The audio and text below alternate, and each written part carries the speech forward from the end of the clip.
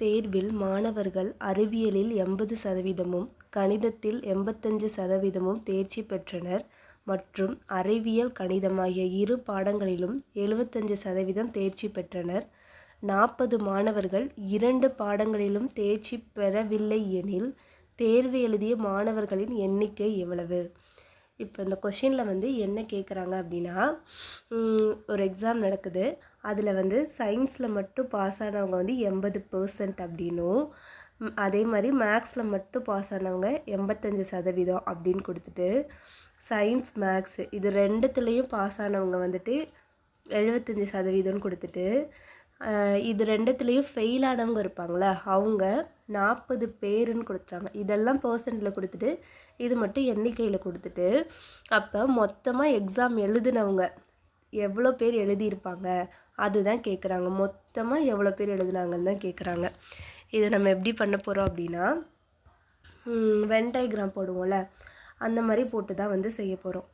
இப்போ என்ன சொல்லிட்டாங்க, மேக்ஸில் மட்டும் பாஸ் ஆனவங்க 80%, சயின்ஸில் மட்டும் பாஸ் ஆனவங்க 85%, மேக்ஸு சயின்ஸு ரெண்டுத்துலேயும் 75% பாஸ் ஆகிட்டாங்க.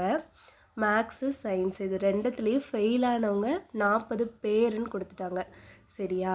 அப்போ எத்தனை பேர் எக்ஸாம் எழுதியிருப்பாங்க, அப்பியர் ஆனவங்க எவ்வளோன்னு தான் கேட்குறாங்க.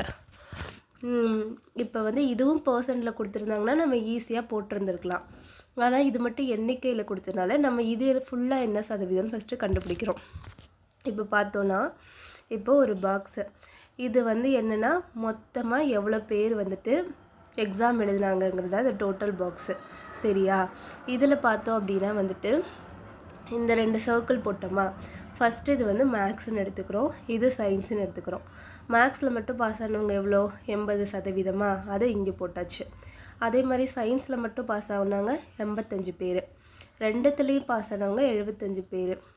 இப்போ இது எல்லாமே பாஸு, சர்க்கிள் எல்லாமே பாஸு.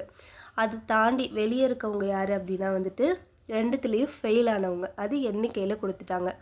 அப்போ என்ன பண்ணுறோன்னா, இது தனித்தனியாக கொடுத்துருக்காங்க. மேக்ஸில் இத்தனை பேர் பாஸு, சயின்ஸில் இத்தனை பேர் பாஸு, ரெண்டுத்துலேயும் இத்தனை பேர் பாஸுன்னு.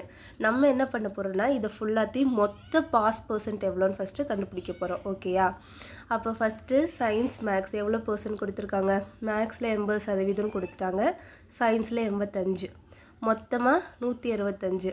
இந்த 165ல் இந்த 165 என்ன, இந்த 75 சேர்த்து தான் 165 அப்படி தானே? அதனால் என்ன பண்ணுறோன்னா, இந்த மொத்த ரெண்டுத்துலேயும் பாஸ் ஆனவங்க இருக்காங்களா 75, இதிலேருந்து 165லேருந்து 75 நம்ம மைனஸ் பண்ணிடுறோம். அப்போ 90%. அப்போ மொத்தமாக பாஸ் ஆனவங்க பர்சன்ட் எவ்வளோ, 90%. மொத்த பர்சன்ட் 100% நமக்கு எப்போவும். அப்போ 90% பாஸ் ஆனாங்கன்னா மிச்சம் இருக்க 10% என்ன பண்ணியிருப்பாங்க, ஃபெயில் ஆகிருப்பாங்களா? நமக்கு என்ன கேட்டுட்டாங்க, மொத்தம் எத்தனை பேர் எக்ஸாம் எழுதுறதுனா கேட்குறாங்க. அப்போ 100% தான் நமக்கு கேட்குறாங்க. இங்கே நமக்கு என்ன தெரியும், இந்த ஃபெயில் ஆனவங்க 10% தான் இந்த 40 பேர்னு தெரியுமா?